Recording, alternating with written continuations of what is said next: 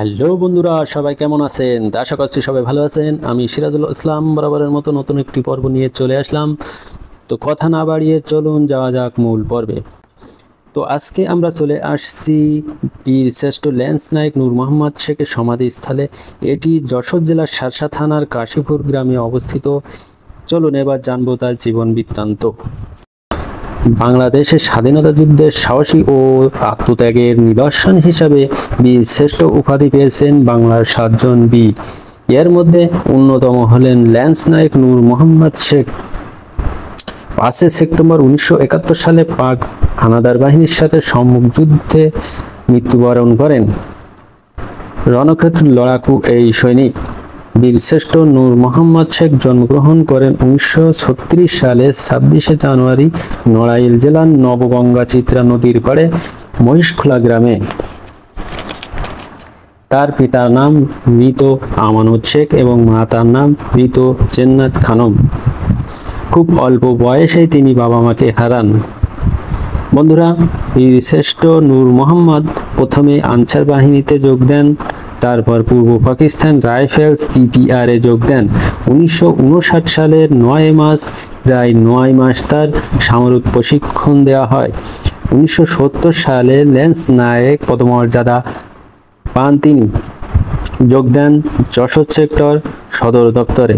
1971 সালে দেশে মুক্তিযুদ্ধ শুরু হলে তিনি ছুটি নিয়ে গ্রামে চলে আসেন এবং মুক্তি বাহিনীতে 8 নম্বর সেক্টরে যোগদান করেন।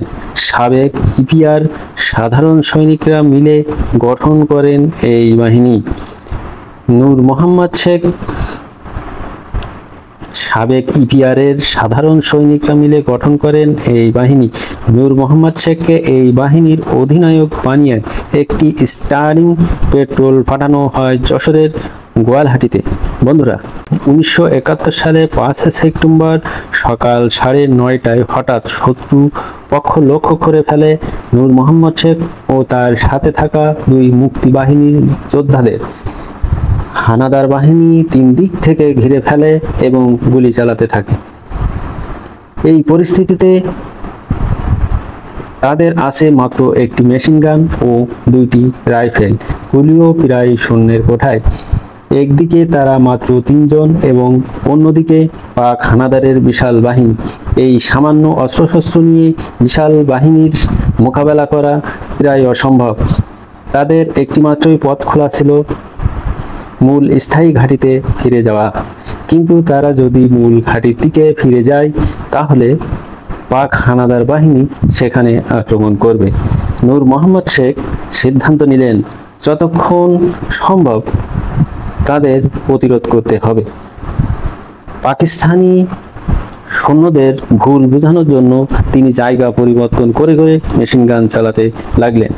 তার এই পদ্ধতি কাজে লাগলো।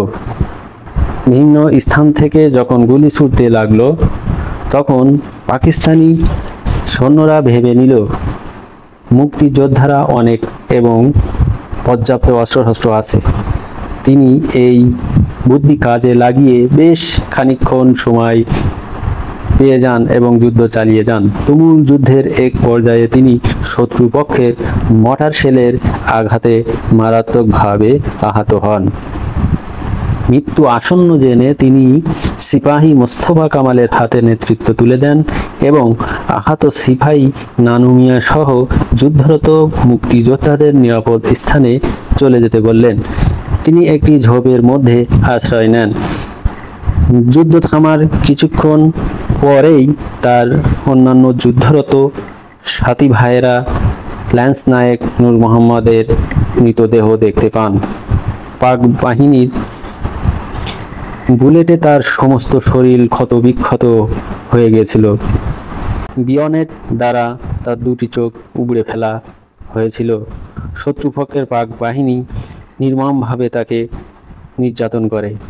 মূলত এই যে সমাধিস্থল, এখানেই তার লাশটি পাওয়া যায়। এভাবেই শেষ হয় তার জীবন কাহিনী।